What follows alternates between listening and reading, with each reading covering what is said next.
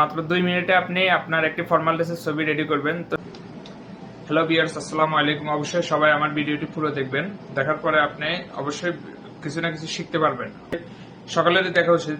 আমরা অনেক সময় দেখা যায় যে অফিসের কাজে বা বিভিন্ন কাজে আমাদেরকে অফিস থেকে বলা হয় বা বিভিন্ন কাজের জন্য বলা হয় ফর্মাল ড্রেসে একটি ছবি দেওয়ার জন্য, পাসপোর্ট সাইজের ছবি বা যে কোনো ছবি দেওয়ার জন্য ফর্মাল ড্রেসে। তো দেখা যাচ্ছে যে আপনার মোবাইলে কোনো ফর্মাল ড্রেসের ছবি নেই। তো আপনি সর্বোচ্চ 2 মিনিটে আপনার একটি ফর্মাল ড্রেসের ছবি রেডি করতে পারবেন। তো ইজিলি আমি আপনাদেরকে আজকে দেখাবো কিভাবে ফর্মাল ড্রেসের ছবি অনলাইনের মাধ্যমে রেডি করবেন। সবাই আমার মোবাইল স্ক্রিন ফলো করেন। আমরা প্রথমে আমাদের মোবাইলের যে কোনো একটি ব্রাউজারে যাব। যাওয়ার পরে ব্রাউজ করব কাটআউট.প্রো। কাটআউট.প্রোতে যাওয়ার পরে আমরা মেনু বাটনে ক্লিক করব, এরপরে প্রোডাক্ট, এরপরে এআই এডিটিং, এরপরে পাসপোর্ট অপশনে ক্লিক করলাম। এরপরে একটি যে কোনো ছবি আপলোড করব। আমার ছবিটি আপলোড হওয়ার পরে এখানে দেখেন ড্রেসের একটা আইকন আছে। ড্রেসের আইকনটাতে আমি ক্লিক করব। করার পরে যে কোনো একটি ফর্মাল ড্রেস সিলেক্ট করে নিলাম। তারপরে দেখেন আমার ছবিতে ফর্মাল ড্রেস আসবে।